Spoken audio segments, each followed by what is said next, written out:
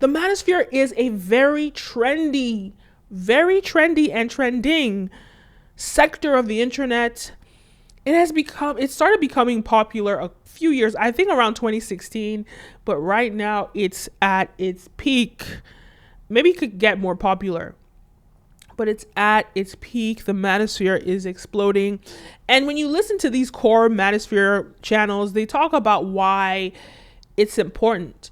Basically, their whole thesis is the fact that traditional media had gatekeepers and created content that was only for women. This content brainwashed women to believe that they are superior to men.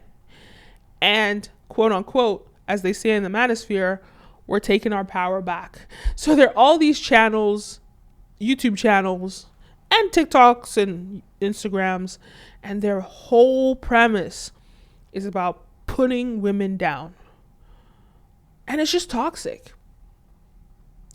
It's so toxic that there's so many other male channels that attack them. So I don't even need to do the attacking. It's the men that attack them.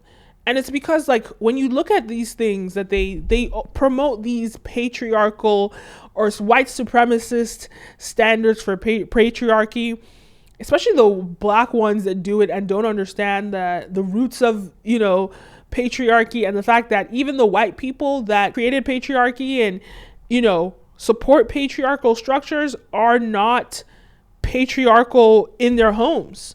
There's a lot more equality going on in the household.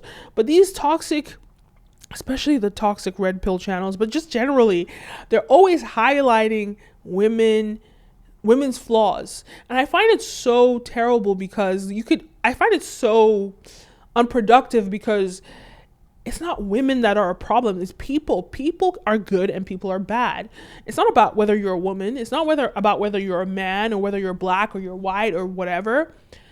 People are good and people are bad. Some people are good, some people are bad.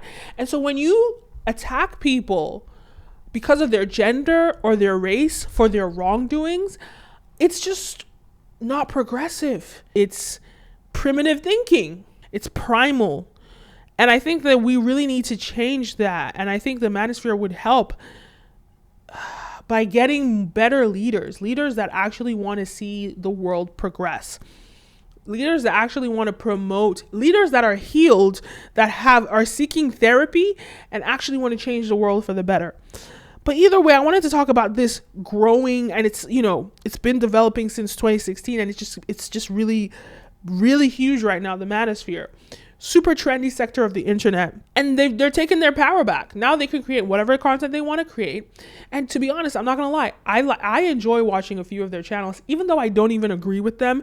It's just interesting for me to see that other perspective, right? Sometimes it just gets irritating because the misogyny is just so deeply rooted in them.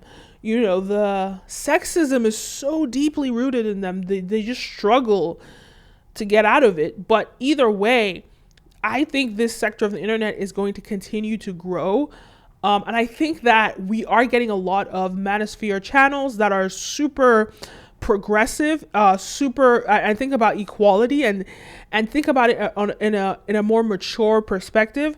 And I'm really excited I watch their content too. I love their content. And I think that as we have more healed humans, we will always have different perspectives from humans, right?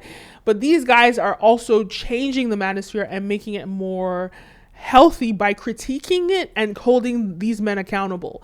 And don't get it twisted. There's also a quote unquote femisphere. I'll call it that, a femisphere, where they do the same thing. It's toxic content, just bashing people for their gender. Who is gaining anything from that? But these sectors of the internet exist, and they're very interesting. But let me know your thoughts about this. Are you watching Manosphere content? Who's your favorite Manosphere YouTuber? Leave a comment down below. Don't forget to like, follow, subscribe, all the above. My name is Kenim, and see you next time. Peace. I just released a short film, A Second Husband. Go check it out right now. Link down below. I'm getting married. Again.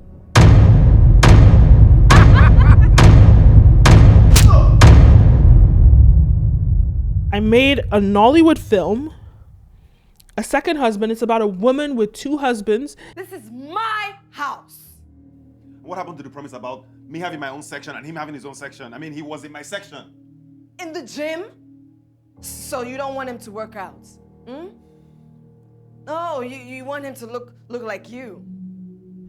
What is that supposed to mean? Exactly what I said. You know what? I'm not going to stay here and be disrespected. Where are you gonna go? Everything you have, I bought it.